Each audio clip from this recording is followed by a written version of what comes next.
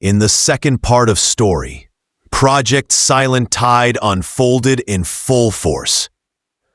We watched as scientists and soldiers clashed over secrecy and discovery, as the dolphins revealed themselves to be more than simple creatures, and as their voices bridged the gap between humanity and the unknown.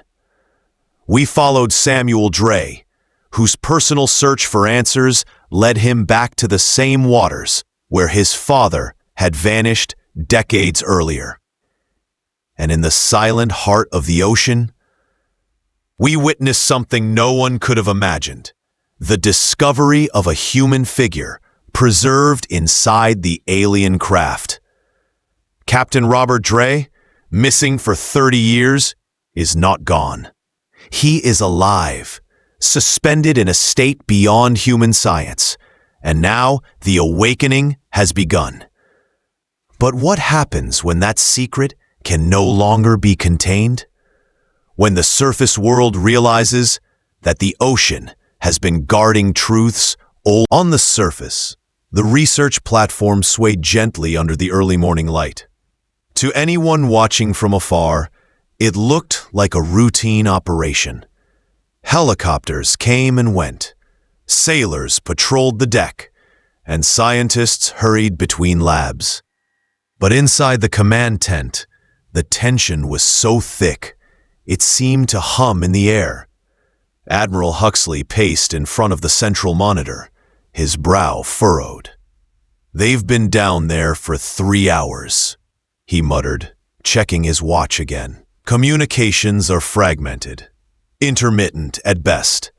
I want status reports every 10 minutes. Colonel Kane stood stiffly near the table, arms folded across his chest. "Sir, I still say we prepare an extraction. If this contact turns hostile, we'll lose the Odyssey crew." Dr. Leona Valdez leaned forward from her seat, her tone sharp.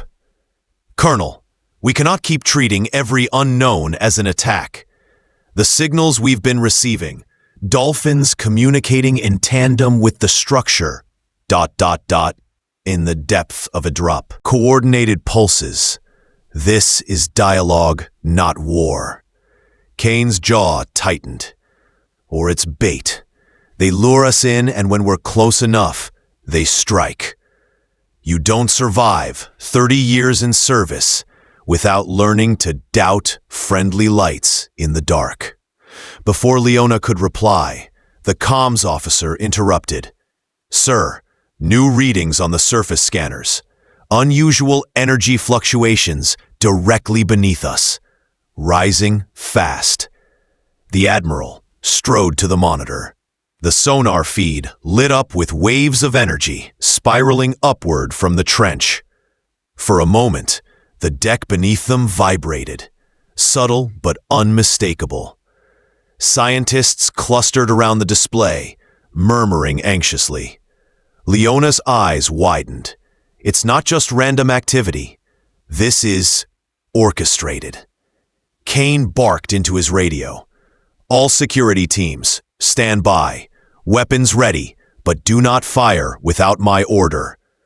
On the deck, sailors moved quickly into position, rifles raised, eyes fixed on the water, broken only by the faint hiss of waves against steel. Then it happened. The ocean began to glow. A soft, bluish shimmer spread across the surface, brighter and brighter, until the water itself seemed alive. Gasps rippled across the deck as a shape broke through. Smooth, triangular, glistening in the morning light. "Dear God," one of the sailors whispered. The alien scout craft rose silently from the depths, water streaming from its edges. It hovered just above the waves for a moment, then settled gently onto the landing pad. A space designed for helicopters, not something from another world. Guns clicked into readiness. Kane raised a hand. "Steady. Nobody fires unless I give the word. The craft pulsed with soft amber light, the patterns flowing like language across its surface. Then, with deliberate precision, a scene, and then 3 figures stepped out. The first was Samuel Dre. His face was pale but determined, his eyes alive with awe. Behind him came Dr. Jonas Merrick, notebook still in hand, his expression stunned but eager. But it was the third figure that froze the deck. An older man, dressed in the faded uniform of a research vessel captain. His face lined but unmistakable.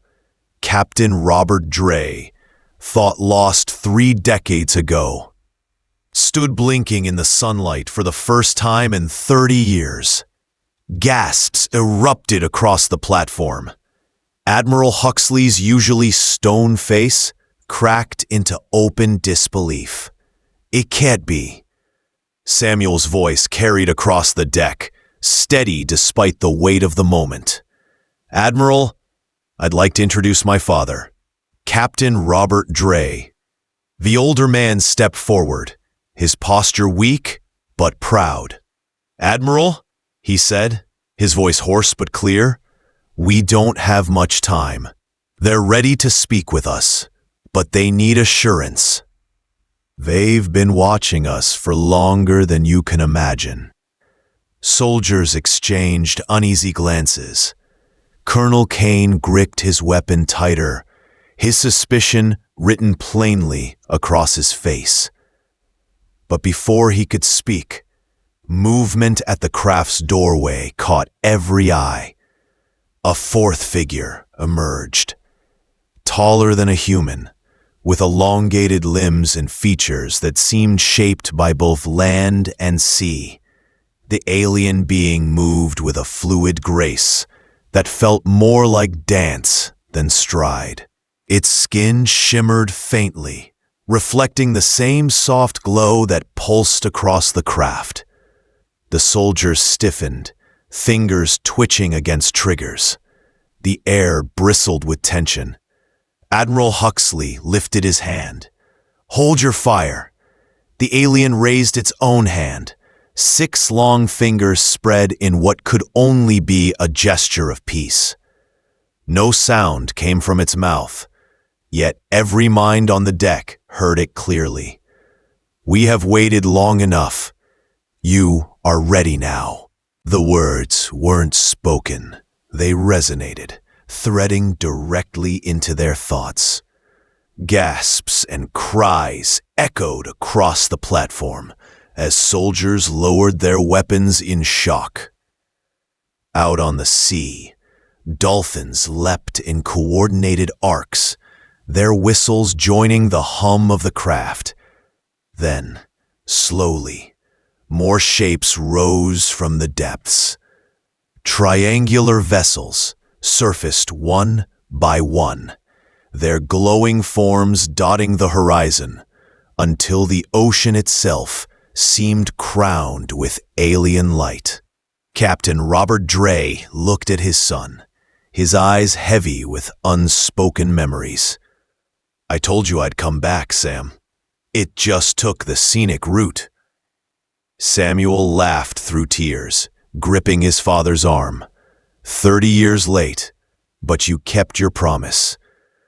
Around them, soldiers and scientists stood frozen between fear and awe, caught in the realization that history had just changed. The platform buzzed with a confusion of voices, radios crackling, and boots pounding against the deck. Yet beneath all the human noise came another sound, one that seemed to rise above it all, the rhythmic whistles and clicks of dolphins. They circled the platform in vast numbers, moving with purpose, their silver bodies glinting under the morning sun. Dr. Nora Ellis stood at the railing, recorder in hand, her expression caught between disbelief and revelation. They're organizing, She whispered. "Look at them. They're not panicked. They're not random. They're guiding." Colonel Kane, still tense with suspicion, snapped at her. "Guiding what?" Nora pointed to the horizon. Triangular vessels continued to rise from the depths, dozens of them, glowing in the daylight. Each one emerged silently, their movements mirroring the dolphins' arcs. It was as if the two species, alien and marine, were performing a perfectly choreographed dance. Doctor, but the question is, will humanity accept the guidance of guardians it once ignored? Behind them, the alien ships pulsed in harmony with the dolphins, the ocean itself alive with light. In the command tent, Admiral Huxley held a private council. The world can't stay blind forever. Reports are already leaking.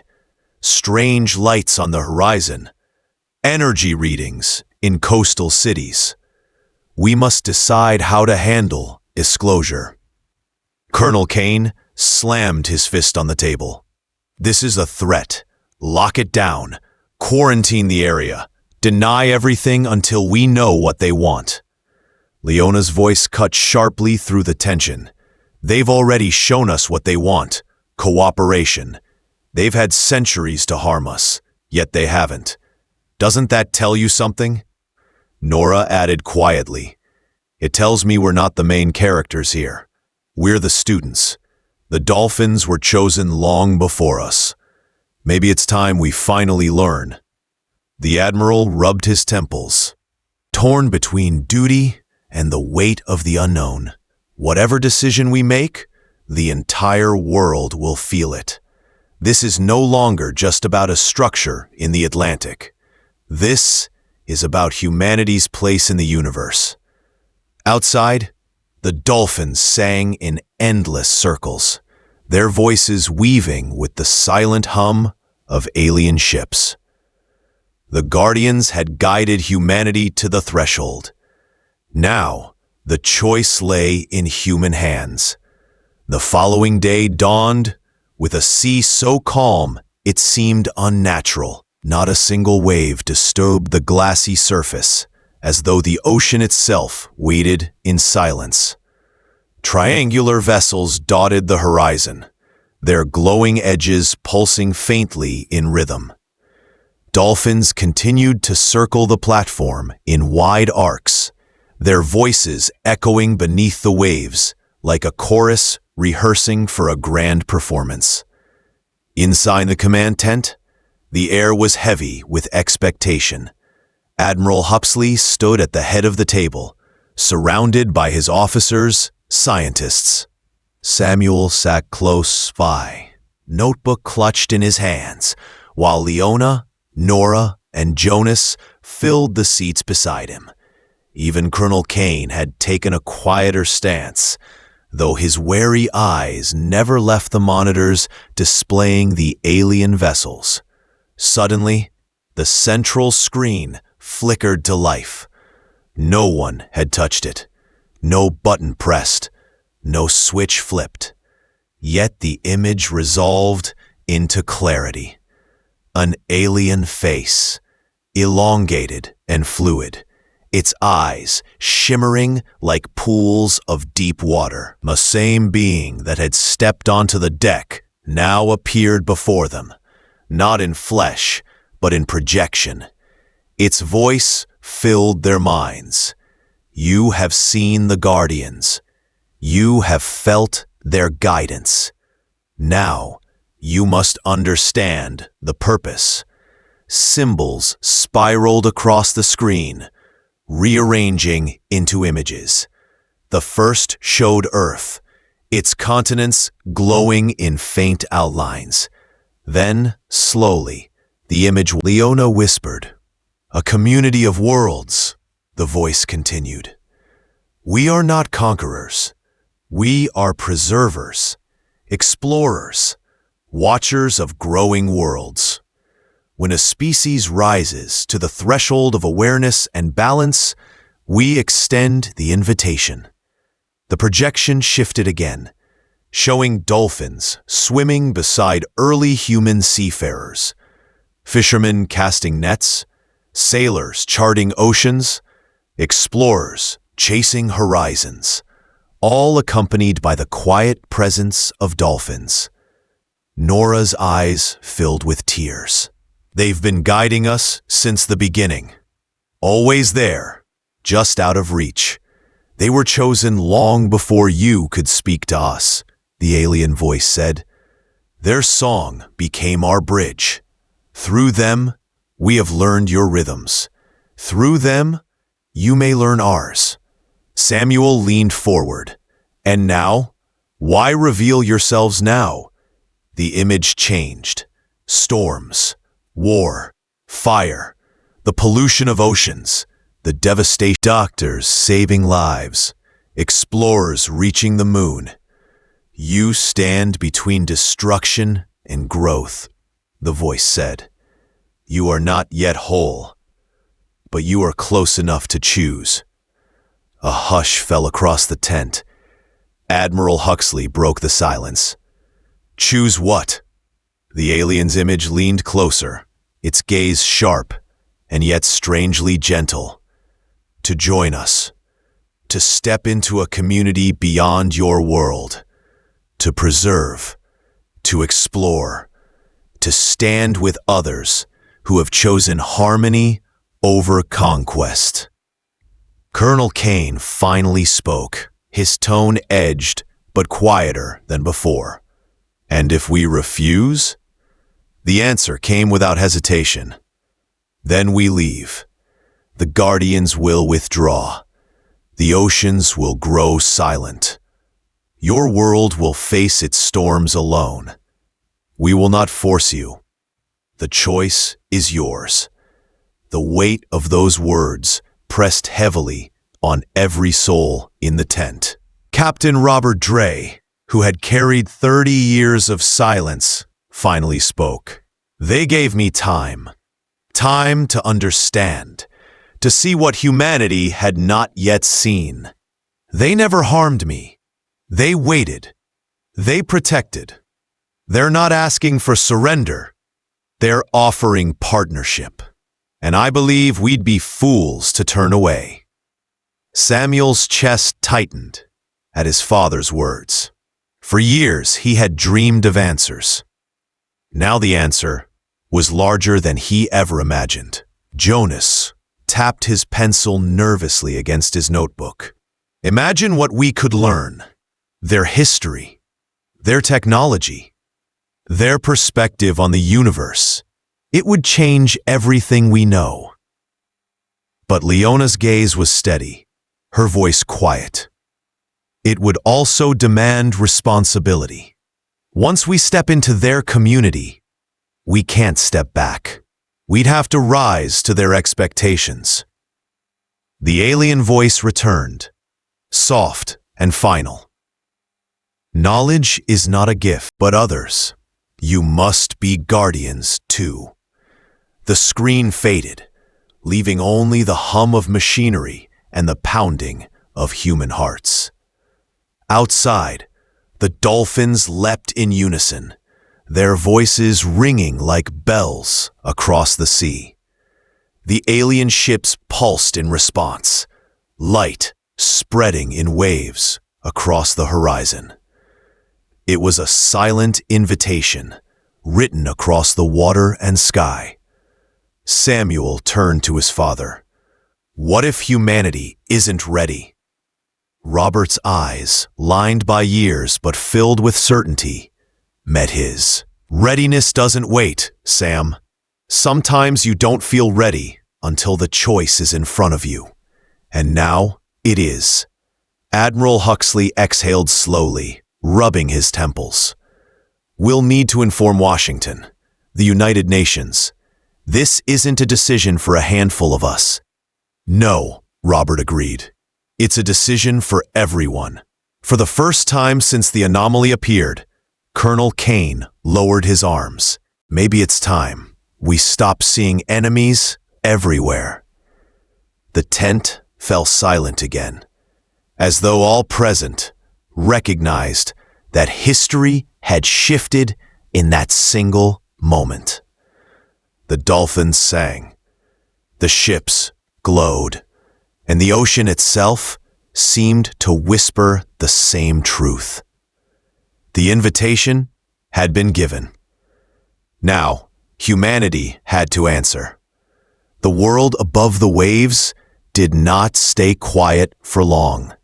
News of strange lights off the Florida coast began spreading within hours. Fishing boats reported pods of dolphins behaving in unnatural formations. Satellites caught glimpses of geometric shapes glowing beneath the surface. By the second day, whispers of alien craft were leaking through channels that even the tightest military censorship could not contain. The stage of secrecy was ending.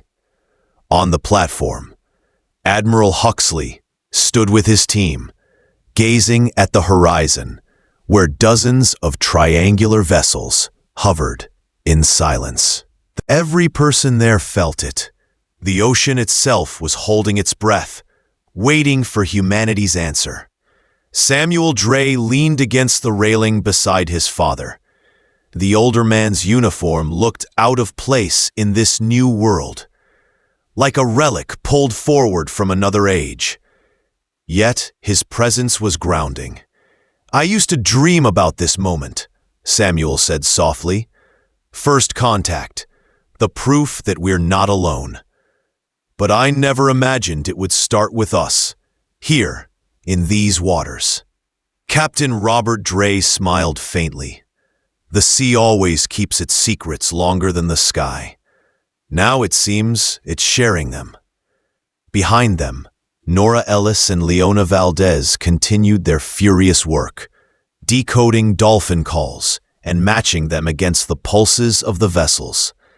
Jonas Merrick sketched everything: symbols, vessel shapes, dolphin patterns, as though afraid history would vanish if he stopped recording. Even Colonel Kane, once the loudest skeptic, stood quieter, his eyes fixed on the alien ships with something close to reverence. By the third day, Washington could no longer contain the tide of truth.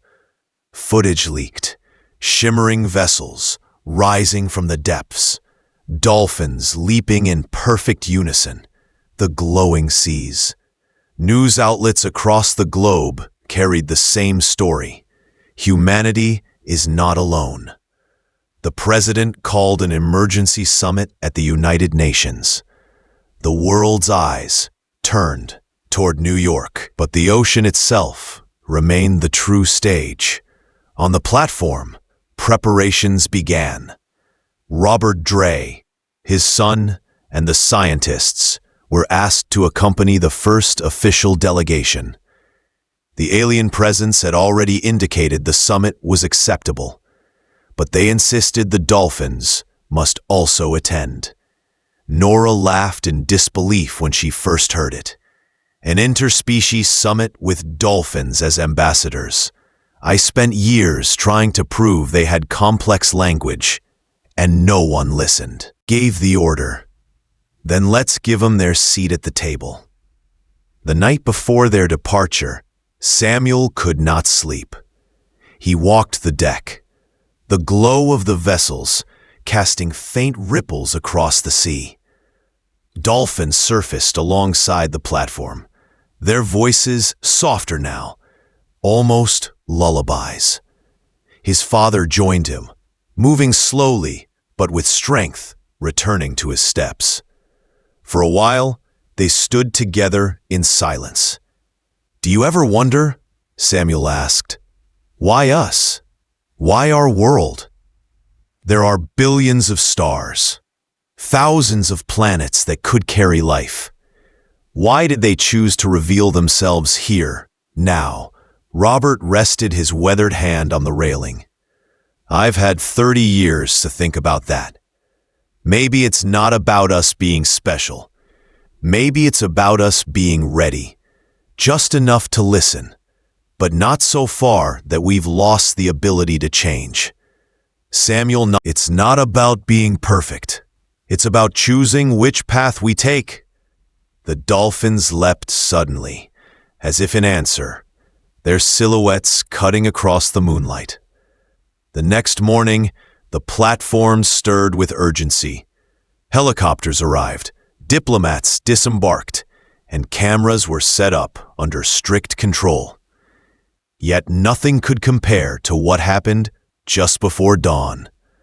The lead alien vessel pulsed with light, brighter than before. The alien being who had first spoken stepped once more onto the platform, its elongated form shimmering under the rising sun.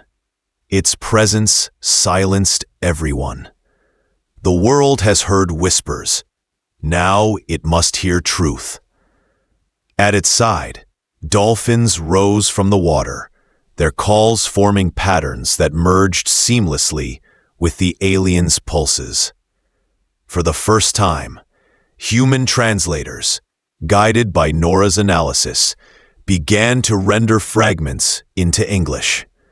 Guardians, one translation read, preserve. Samuel's heart swelled. It wasn't conquest. It wasn't surrender. It was partnership.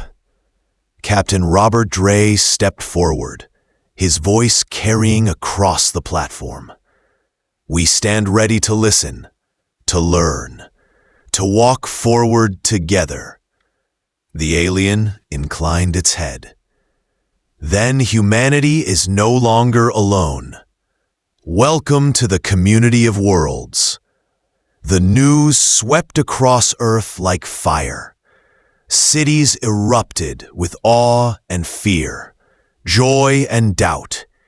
Churches rang bells, scientists filled airwaves, leaders scrambled to prepare. Children looked at the sea differently, wondering if dolphins had been keeping their secrets all along. In classrooms, teachers told their students, "Today marks the day our story changed." On the platform, Samuel stood beside his father as the first preparations for the summit began. The sky burned, and they were waiting here in our own water between Earth and the cosmos. And as the dolphins sang into the endless horizon, joined by the soft hum of alien vessels, one truth became clear. The future was no longer something to fear. It was something to embrace. We are not alone. We never were. And perhaps we never should be. So now the question turns to us. What would you do if tomorrow humanity was offered the same choice? Fear or cooperation? Isolation or community? Would we be ready to step forward, to listen, to become guardians ourselves? This story reminds us that even the deepest mysteries are not barriers, but bridges. And maybe the greatest discoveries don't just wait for us in the stars. They wait for us in the courage to choose connection over fear. Thank you for joining this journey. If this story sparked your imagination, if it made you wonder what lies beneath the surface of our world and beyond, then don't let the conversation end here. Like this video, share it with someone who needs a reminder that hope can come from the most unexpected places. And subscribe to our channel for more inspiring stories that will keep your imagination alive. Because the truth is, this is only the beginning.